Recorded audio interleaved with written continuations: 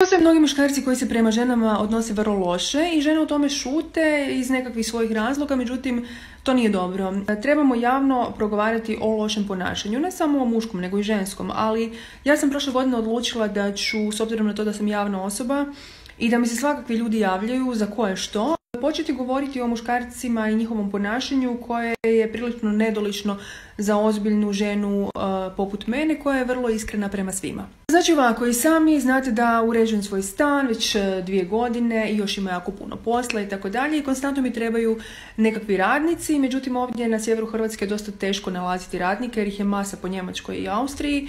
I onda onako, nekako krpam se, mnogi rade na crno, to baš ne želim. Želim naći kvalitetne radnike kojima ću platiti, jel tako? Naravno, ja ne mogu kontrolirati tko me prati na OnlyFansu, ne mogu znati tko me zna javno kao seksologinju i tako dalje. Neki se prave da ne znaju, neki zaista ne znaju tko sam, neki mi kažu da znaju. Neki čak od njih su i bili na mom OnlyFansu, što mi je onako bilo isprave malo čudno, ali ne mogu ja na to utjecati previše. Ja jedno sam javna osoba, jedno sam ja na OnlyFansu kao kreatorica, a jedno sam ja kao privatna osoba koja treba nekakve usluge po kući. I tako kad sam napisala neki status o pločicama, javio mi se jedan lik koji je davno bio kod mene na OnlyFansu i pitao je kao što mi treba i tako smo ušli u konverzaciju oko glazure, što bi bilo dobro za podno grijanje i tako dalje i vidjela sam da se dečko kuži, ima 26 godina, radi u nekoj bolnici u Zagrebu.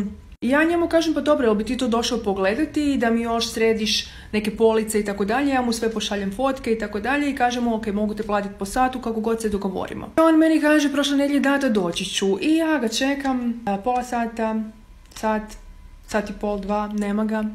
I onda mu se javim na Messenger i pitam ga oprosti, daj mi samo reci da si isplaniram dan jer išla sam na bankomat po lovu i razmaknula sam sve stvari i kupila sam neke materijale, sve čeka, u čemu je stvar? On kaže, zaspao sam. Oprosti, ali ako sad krene mogu doći u 1:30, ali to će možda biti malo na knap. Ja kažem, ne, onda dođi sad odmah. Pa da to napravimo bar nekoliko sati. On kaže, ipak ne bih, zato što imam na večer u 7 trening. Znači on nije uopće planirao doći.